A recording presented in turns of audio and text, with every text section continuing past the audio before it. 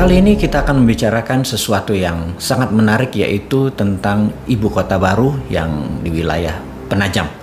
Jadi menurut pendapat pribadi, Penajam akan sulit menjadi ibu kota baru yang katanya pada tahun 2024 Penajam itu akan siap untuk menjadi pusat pemerintahan Indonesia. Secara pribadi, pertanyaan pertama adalah siapa yang akan pindah ke sana? Apakah seluruh pegawai negeri di pusat pemerintahan akan pindah ke sana? Apakah pusat pemerintahan yang saat ini ada di DKI Jakarta akan segera bisa memindahkan lebih dari 500.000 orang yang terlibat di seluruh kementerian dan pusat pemerintahan itu bisa pindah dalam waktu 3 tahun ke depan? Tempatnya aja belum jadi, sarananya pun belum jadi.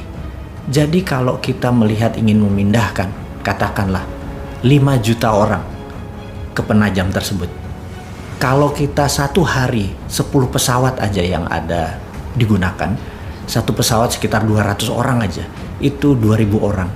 Untuk memindahkan 2.000 orang dikalikan 365 hari itu baru 700.000, alias 5 tahun itu belum sampai 5 juta orang kita pindahkan yang setiap hari 2.000 orang. Dan itu tidak sederhana sekali lagi memindahkan orang ke sana. Pertanyaannya, kenapa orang mesti pindah ke sana? Dalam sejarah umat manusia bermigrasi, terbanyak adalah mereka yang pindah karena harapan tinggal atau harapan hidup di tempat yang lama sudah negatif. Untuk itu mereka memerlukan tempat hajat hidup yang baru, yang harapannya lebih baik, lebih cepat, lebih mudah, lebih sehat, dan lain sebagainya. Apakah di Penajam akan kayak gitu? Apakah di ibu kota baru nanti income seseorang naik 3-4 kali lipat dalam waktu yang cepat? Harapan apa yang ada di sana? Kalau tidak ada harapan yang lebih bagus dari tempat yang lama, siapa yang mau pindah ke sana? Kemudian, membangun infrastruktur. Membangun infrastruktur itu ada infrastruktur yang dasar seperti air, sistem jalanan. Infrastruktur itu bukan sekedar benda berpindah dari satu ke yang lain. Ada banyak sarana kesehatan, dan yang paling parah adalah sarana pertahanan. Kita tahu di utara Penajam, di wilayah Indonesia itu ada Malaysia, ada Filipina, ada Tiongkok, yang dengan kapal induknya kita disenderin di Laut Cina Selatan dalam waktu 2 jam itu sudah bisa mencapai Penajam. Dan pangkalan militer di sana tidak ada sama sekali yang bisa mengintercept. Janganlah pernah berkata kita cinta damai, kita tidak ingin berperang dengan siapapun, kemudian kita tidak bersiap. Ingat doktrin dimanapun yang mengatakan kalau kita ingin damai, kita harus bersiap untuk perang. Kita ingin damai, tapi kita harus bersiap untuk perang. Setidaknya pangkalan militer di Kalimantan Timur itu harus tumbuh kira-kira 10 kali atau lebih 10 kali lebih banyak dari, atau 10 kali lebih kuat dari saat ini. Ada intercept radar, ada peluru kendali, ada jet tempur, dan lain sebagainya. Itu belum ada persiapannya sama sekali. Bahkan Kementerian Pertahanan yang saat ini adalah orang yang ingin mencalonkan dirinya di tahun 2024 untuk menjadi presiden berikutnya, itu pun tidak terlihat di buku putih Kementerian Pertahanan akan membangun pangkalan untuk melindungi ibu kota baru di Penajam sampai tahun 2024. Lah kalau dianya tidak membangun atau tidak menyiapkan, bagaimana kalau kita membangun sana sebagai ibu kota baru? Apakah hanya membangun seperti real estate, seperti Bumi Serpong Damai, seperti Alam Sutra? Itu pun memerlukan 20 tahun lebih baru terasa manfaatnya. Jadi kalau dikatakan ibu kota baru nanti akan jadi tahun 2024, saya bisa katakan itu tidak mungkin. Dan banyak yang terbuai bahwa itu mungkin. Proyek itu yang terakhir yang kita mau tanya adalah, sekali lagi kita mau nanya, bagaimana cara membangunnya? Apakah dengan berhutang seperti selama ini? Saat ini aja 7 tahun itu menghutangnya hampir 5.000 triliun. Menjadikan total hutang negara itu hampir 6.500 triliun dan lebih. Ditambah membangun ibu kota baru, itu lebih kali dari 5.000 triliun hanya untuk membangun seluruh infrastruktur di sana dan kesiapan software dan hardware. Kita nggak mungkin membangun kota hanya memindahkan hardware. Di situ harus kayak Wakanda. Di situ harus digital country. Pertama kali menjadi digital ibu kota berdasarkan berbasis teknologi. Dan ini semua tidak siap kita sekarang. Teknologinya asing semua. Membangunnya pakai uang asing.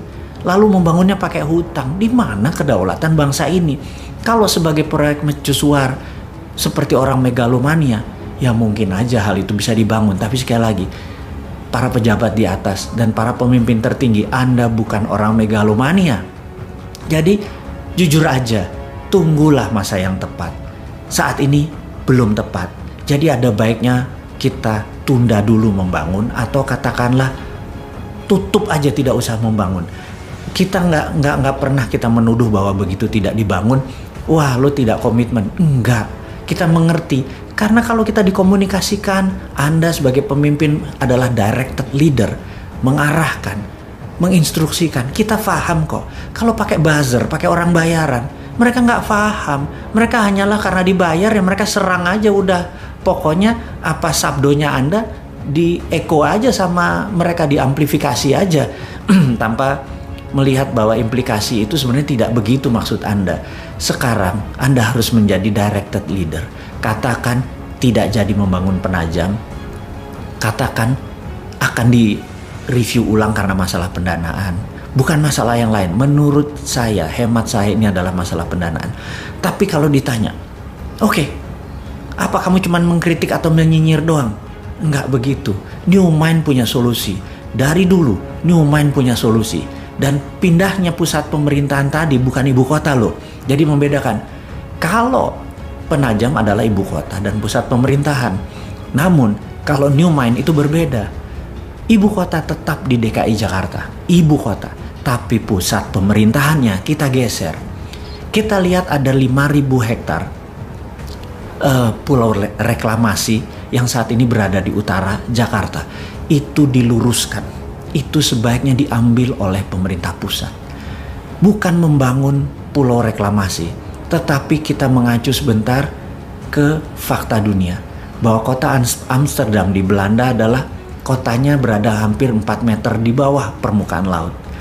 Apa yang mereka lakukan? Mereka membangun dam yang sangat besar di laut, sehingga air tawar yang ke laut itu ke dam tadi, dan air laut tadi ditutup dengan giant wall yang besar tadi, sehingga bisa melindungi Amsterdam dan dengan kendali kontrol dari sistem perairan tadi. Nah, kita tahu Jakarta sinking atau menurun perlahan. Kalau didiamkan tanpa ada usaha sama sekali, Jakarta akan tenggelam.